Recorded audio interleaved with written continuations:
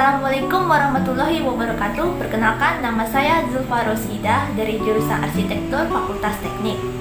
Di video kali ini saya akan menjelaskan beberapa materi-materi yang berkaitan dengan bahasa Indonesia.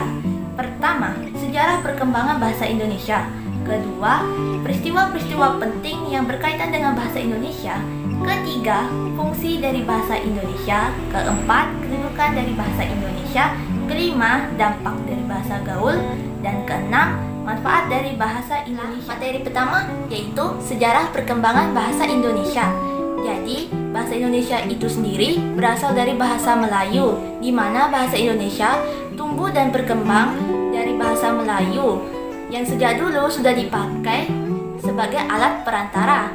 Bahasa Indonesia diikrarkan pada tanggal 28 Oktober 1928 oleh Sumpah Pemuda dan diresmikan pada tanggal 18 Agustus 1945 oleh Undang-Undang Dasar 1945.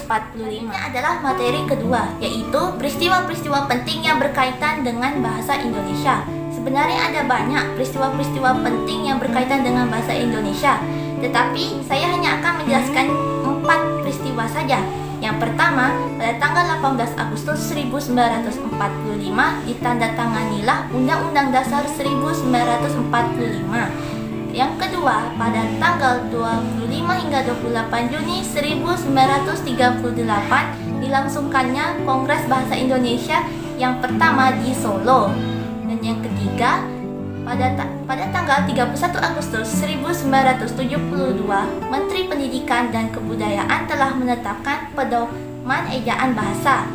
Yang terakhir, yang keempat, pada tahun 1993 secara resmi berdirinya sebuah angkatan sastrawan muda yang dinamakan Pujangga Baru. Materi yang ketiga yaitu fungsi dari bahasa Indonesia. Fungsi dari bahasa Indonesia itu ada 4. Yang pertama, sebagai lambang kebanggaan kebangsaan.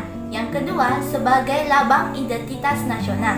Yang ketiga, sebagai alat perhubungan antar warga, antar daerah, dan antar budaya. Dan yang keempat, sebagai alat penyatuan berbagai suku bangsa. Yang keempat yaitu kedudukan dari bahasa Indonesia. Kedudukan dari bahasa Indonesia itu ada 2. Yang pertama, bahasa Indonesia sebagai bahasa nasional berada di atas bahasa-bahasa daerah, dan bahasa Indonesia sebagai bahasa negara sesuai dengan Undang-Undang Dasar 1945.